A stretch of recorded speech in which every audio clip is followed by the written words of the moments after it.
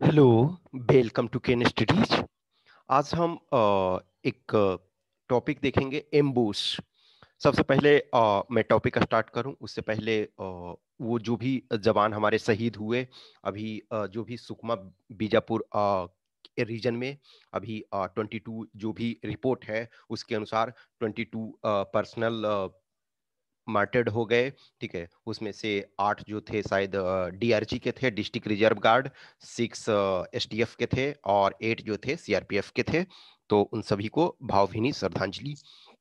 देखो, जो ये अभी एम्बुश लगाया गया तो ये कहीं ना कहीं इतनी बड़ी कैजुअलिटी जो है ये उस एरिया में कई साल के बाद ऐसा ये हुआ है। ठीक है, तो देखो, एक दो कैजुअलिटी होते रहती है तो 20 प्लस, लेकिन जो है वो आपके 3-4 साल बाद ऐसा हुआ है।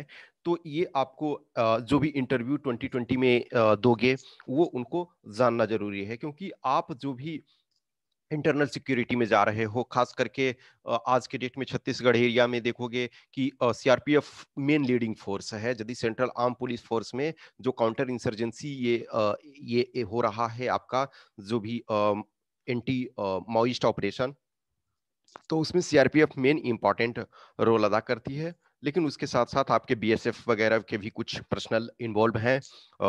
आज के डेट में कुछ कुछ लोगों को इधर सीएसएफ वाले को भी लगाया जा रहा है, लेकिन मेजोरिटी रूप से सीआरपीएफ इसमें इन्वॉल्व है। तो ये आपको जानना चाहिए, और शायद आपको जो भी है डायरेक्ट इससे नहीं आएगा, लेकिन पेपर 2 में भी कुछ पॉइंट्स इसको यूज कर सकते हो। ठीक है, तो आज हम इसके बारे में देखेंगे।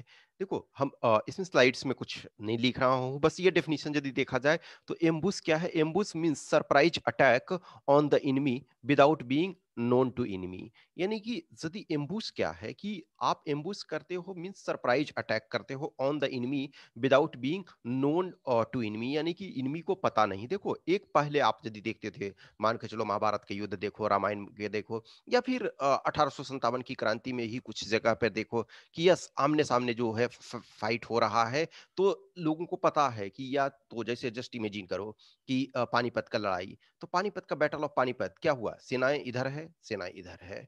अब देखो, सेना इधर है और इधर है, तो जो भी है डायरेक्ट आएगा, या तो बुलेट से फाइट कर रहे हैं या तलवार से फाइट कर रहे हैं। मान के चलो कि पहले लड़ाई सपोज है, तो मेजोरिटी जो है तलवार से लड़ रहे थे, कुछ तीर धनुष और ये लिए हुए थे। तो एक होता है कि यस, आपको भी पता है कि सामने आ रहा है। लेकिन एम्बुश में क्या होता है कि कोई भी मान के चलो कि ये रास्ते जा रहे हैं, इधर जंगल है, इधर जंगल है। सपोज ये करो, इसको देखो कि मान के चलो कि ये जंगल का एरिया है। अब कहीं से ये यहाँ से सपोज रास्ते गुजर रहे हैं, आप कहीं या तो छुपे हुए हो, ठीक है, या फिर आईईडी वगैरह आज की डेट में जो इम्प्रोवाइज्ड एक्सप्लोसिव डिवाइस लगाते हैं। ठीक है, तो इम्प्रोवाइज्ड एक्सप्लोसिव डिवाइस लगाते हैं, वो उसके कारण जो भी होता है अपना ये ठीक है, तो इम्प्रोवाइज्ड एक्सप्लोसिव डिवाइस ये लगाया गया। और उसमें क्या होता है इम्प्रोवाइज्ड एक्सप्लोसिव डिवाइस में कि कहीं भी एक तरह से बॉम्ब समझो आप नॉर्मल केस में, और उसका तार जो है उसका आज के डेट में क्या है ना कि सोफिस्टिकेटेड ये आ गए हैं। ऐसा नहीं है कि आपको वहीं उपस्थित रहना है, वो दूर से रिमोटली उसको ऑपरेट करने के डिफरेंट डिफरेंट तरीके हैं। तो उससे क्या होता है कि बहुत बार पूरी गाड़ी की गाड़ी आपका खत्म हो जाता है। जैसे आप देखोगे जो 2010 में आपका हुआ था, जिसमें कि एक तरह से सीआरपीएफ के हिस्ट्री में देखा जाए तो वो उस ढंग का सबसे बड़ा कैजुअलिटी था, जिसमें 74 जो थे हमारे सीआरपीएफ के पर्सनल मार्टेड हो गए थे। तो उसमें इम्प्रोवाइज्ड आईईडी ब्लास्ट किया। आईईडी ब्लास्ट करने के बाद गाड़ी, या फिर जैसे जो पुलवामा अटैक भी हुआ, तो पुलवामा अटैक में भी देखो सीआरपीएफ के पर्सनल मारे गए। ठीक है, 40 प्लस, तो उसमें भी इम्प्रोवाइज्ड आपका ये उसमें तो क्या था कि विस्फोटक से भरा हुआ गाड़ी जो भी कार था उसको ये टकरा दिया।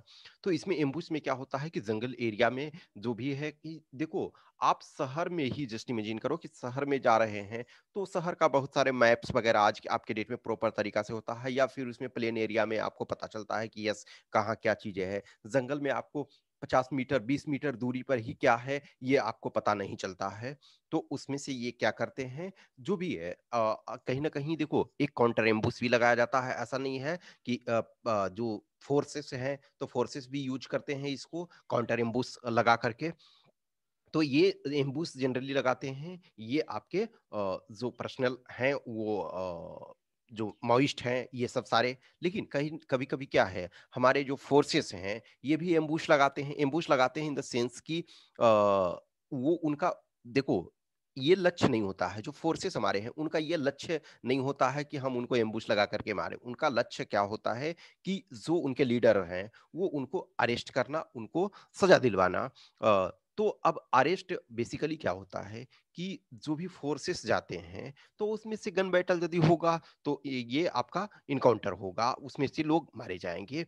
तो अभी एक जो हिदमा नाम का ये जो कमांडर था, ठीक है, हिदमा नाम का एक कमांडर था, वो उस एरिया में छुपा हुआ था और उसके ऊपर 25 लाख का जो इनामी एक तरह से माओइस्ट था, ठीक है, रुपये 25 लाख का एक इनामी माओइस्ट था। तो एक तरह से उसको पकड़ने के लिए मान के चलो कि देखो कहीं भी फोर्सेस में ये होता है कि आप जब ऑपरेशन करने जाते हो तो आपका ये टारगेट नहीं होता है एलिमिनेशन, लेकिन ग्राउंड लेवल पे डिफरेंट सिचुएशन होता है। बट कहीं ना कहीं आप एज ए फोर्स के तौर पे हो तो आपका टारगेट वो एलिमिनेशन नहीं होता है। लेकिन यदि जवाबी कार्रवाई में यदि उन लोगों ने ऑपरेशन किया, अब देखो जंगल में उस ढंग से सिचुएशन नहीं होता है कि यहाँ थ्योरेटिकली बोलना डिफरेंट चीजें होती है और जंगल में वो मूवी नहीं चल रहा होता है कि आप गए और जा करके आराम से पकड़ लिए। वो उनके पास भी वेपन है, तो या तो आप सरेंडर करने के लिए बोलते हो, जो स्टैंडर्ड ऑपरेटिंग प्रोसीजर यही है कि आप सरेंडर करने के लिए उनको बोलते हो। यदि नहीं करते हैं तो आप जवाबी कार्रवाई करते हो। तो यही ये जो अभी फोर्सेस गए थे, वो फोर्सेस क्या गए थे कि यस बहुत सारे फोर्सेस लगे हुए थे। मींस मैंने बताया ना कि डीआरजी जो डिस्ट्रिक्ट रिजर्व गार्ड हैं वो थे, फिर एसटीएफ थे, स्पेशल टास्क फोर्स। देखो एसटीएफ में हर ग्रुप से लिया जाता है, यानी कि स्पेशल टास्क फोर्स जैसे मान के चलो वीरप्पन को मारने के लिए स्पेशल टास्क फोर्स बना था जिसके कि के विजय कुमार हेड थे। तो उसे ही स्पेशल टास्क फोर्स और सीआरपीएफ। सीआरपीएफ मेनली जो है छत्तीसगढ़ एरिया में बहुत ज्यादा कंसंट्रेटेड है। छत्तीसगढ़ हो गया आपका, फिर महाराष्ट्र का गढ़चिरौली एरिया हो गया, फिर उड़ीसा का एरिया हो गया, तो ये सब में, और फिर तेलंगाना वगैरह। तो सबसे ज्यादा कंसंट्रेशन जो है छत्तीसगढ़ में है। तो ये लोग कंबाइंड जो है हिडमा को पकड़ने के लिए या जो भी है उनको काउंटर करने के लिए वो लोग जमा हुए थे, और इसमें से इंटेलिजेंस इनके पास था। यानी कि सूचनाएं जो भी है अभी तक का जो रिपोर्ट है कि यह सूचनाएं थी कि वो हिदमा आने वाला है, तो उनके लिए ये लोग लगे हुए थे। लेकिन क्या हुआ कि उन लोगों का एक तरह से जो भी है कि अनुमान गलत निकला, या जो भी कहो इंटेलिजेंस में जो भी चूक हुई वोट्स एवर हुई, ठीक है। तो उसमें देखो इंटेलिजेंस दो टाइप के होते हैं। एक इंटेलिजेंस आपका ह्यूमन इंटेलिजेंस होता है, ठीक है। तो एक आपका ह्यूमन इंटेलिजेंस होता है और एक जो आपका होता है टेक्निकल इंटेलिजेंस, ठीक है। तो ह्यूमन इंटेलिजेंस में है कि यस किसी बंदे ने, जो भी आपके मुखबिर हैं जैसे इंटेलिजेंस ब्यूरो वगैरह में जो भी होते हैं, या बहुत डिफरेंट डिफरेंट आपके हर फोर्स के पास अपना इंटेलिजेंस यूनिट होता है। उसमें से लोग या फिर आप कहीं भी अपना आप प्राइवेट को जिस ढंग से पैसे दे करके या व्हाट्सएवर, तो ये ह्यूमन इंटेलिजेंस। टेक्निकल इंटेलिजेंस आज की डेट में बहुत सारे हैं, जैसे कि किसी का कॉल डिटेल्स आप पता करें किए, मोबाइल उसका ट्रैक किए कि यस वो कहाँ मूव कर रहा है, ये सारी चीज़ों को, या फिर आज के डेट में ड्रोन वगैरह से है कि यस मूवमेंट देखा गया है। तो इन सारे चीज़ों को इसको टेक्निकल इंटेलिजेंस कहते हैं और ह्यूमन इंटेलिजेंस। तो दोनों जो भी है इसके आधार पे था कि वो हिदमा जो है और उसके बहुत सारे ग्रुप्स मेंबर है वो उस एरिया में ये आने वाले हैं, ठीक है, सुकमा बीजापुर रेंज में जो है। तो सिक्योरिटी फोर्सेस ने वहां घेरा लगाया अच्छा खासा। लेकिन ये लोग जो है एम्बुश लगाए हुए थे, सरप्राइज अटैक इन्होंने किया और क्लोज रेंज में। देखो इस बार आईईडी से नहीं ब्लास्ट किया गया, आईईडी नहीं, इन लोगों ने क्लोज रेंज में जा करके और फोर्सेस को, पर्सनल को ये मारा। अभी तक जो भी है हमें ये इससे मतलब नहीं है कि कितने एग्जैक्ट कैजुअलिटी हुए, हमें इस चीज को ये समझना है। तो एक आपका ह्यूमन इंटेलिजेंस होता है, एक टेक्निकल इंटेलिजेंस होता है। तो उस जो भी इसमें फेलियर ये हुआ और उसके कारण जो है क्लोज रेंज में जाकर के उनको वो मारा। तो एम्बुश का मेन आपको डेफिनेशन समझना है कि ये क्या होता है। अब देखो ये क्या है कि फोर्सेस की तरफ से आप ये बोलोगे कि क्या सिक्योरिटी फोर्सेस भी एम्बुश लगाती है? यस, एम्बुश लगाती हैं वो लोग, लेकिन इनका टारगेट आप जो होते हैं आप सिक्योरिटी के लिए हैं, आप किल करने के लिए नहीं है, इस बात को ध्यान रखोगे। देखो जो ग्राउंड रियलिटी पे डिफरेंट चीज़ें होती है, लेकिन जब आप ऐसे इंटरव्यू बोर्ड में बोलते हो या फिर आप लिखते हो, तो आपका ये टारगेट होता है, ये आपको प्रेज़ेंट करना है कि हम सिक्योरिटी फोर्सेस हैं, तो लोगों के प्रोटेक्शन के लिए है, हम किल के लिए नहीं है। Yes, in gun battle if someone is killed, then obviously in self defence we are operating in that way, ठीक है। तो आपको एम्बूस के बारे में ये जानना चाहिए, और ये एम्बूस जो है ये आज नया नहीं है, ठीक है। एम्बूस जो है आपका लंबे समय से ही ये चलता आ रहा है। इनफैक्ट देखोगे जब आप एक तरह से मान के चलो कि फर्स्ट एंग्लो अफगान वार यदि देखोगे, फर्स्ट एंग्लो अफगान वार, तो फर्स्ट एंग्लो अफगान वार, इनफैक्ट अफगानिस्तान में आज तक प्रॉपर तरीका से कोई भी ये डिफीट अफगानिस्तान को नहीं कर पा रहा है। इसका कारण यही होता है कि अफगानिस्तान का जो टेरेन है, तोरा बोरा माउंटेन और हिंदू कुश रेंज वाले बहुत सारे जो हैं, कि उसमें से कहाँ से निकल करके लोग आएंगे, यानी कि जो इंसर्जेंट ग्रुप हैं या फिर जो भी टेररिस्ट ग्रुप हैं, तो वो कहाँ से निकल करके आएंगे, तो ये मुश्किल होता है। देखो प्लेन एरिया में आप जा रहे हो, आपका लक्ष्य प्रोटेक्शन है, आपका लक्ष्य किलिंग नहीं है। जस्ट इमेजिन करो कि जो माओइस्ट हैं या जो इंसर्जेंट हैं या फिर जो टेररिस्ट हैं, तो उनका टारगेट क्या होता है कि आप सिक्योरिटी फोर्सेस को देखे ये किल किए।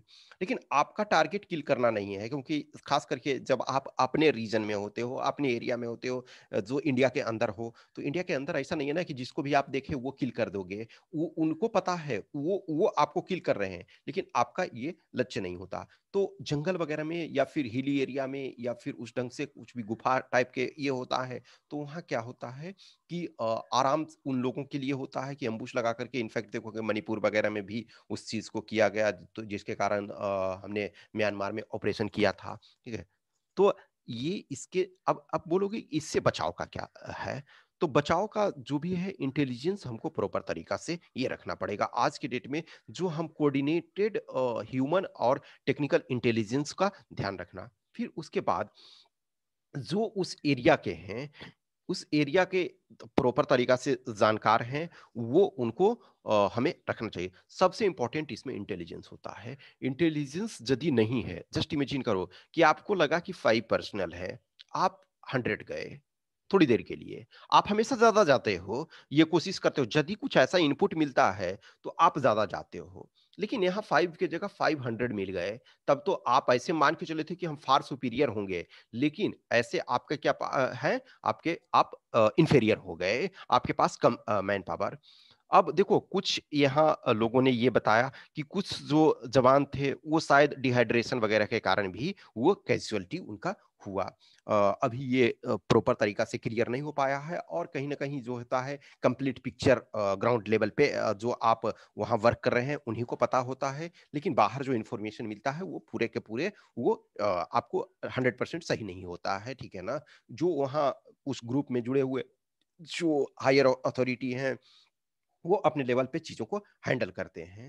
लेकिन हमारे पास क्या होना चाहिए, सबसे बड़ी बात है इंटेलिजेंस का प्रॉपर तरीका से बैकअप होना चाहिए। उसके बाद जो इंटेलिजेंस के साथ जो है, जो रीइंफोर्समेंट होना चाहिए, वो हमारे पास रीइंफोर्समेंट प्रॉपर तरीका से होना चाहिए। देखो ये आप यदि लिखना है, आपको राइटिंग आता है या फिर आपको इंटरव्यू में वगैरह बोलना है, तो ये ठीक है कि इंटेलिजेंस पे हमें प्रॉपर होना चाहिए। रीइंफोर्समेंट की यदि कुछ भी सिचुएशन है, तो हमें रीइंफोर्समेंट मिलना चाहिए।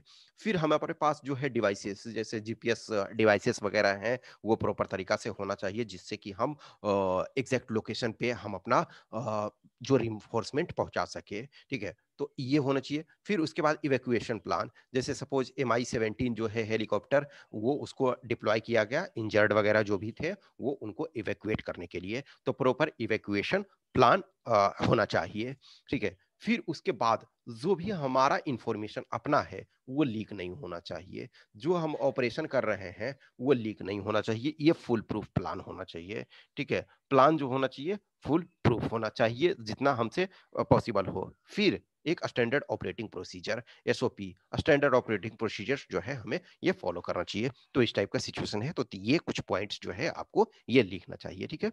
तो जो भी कुछ भी क्वेश्चंस क्यूरी है तो आप हमें कमेंट बॉक्स में बताओ, या फिर इस व्हाट्सएप नंबर पे, या फिर इस टेलीग्राम नंबर पे। Okay, thank you.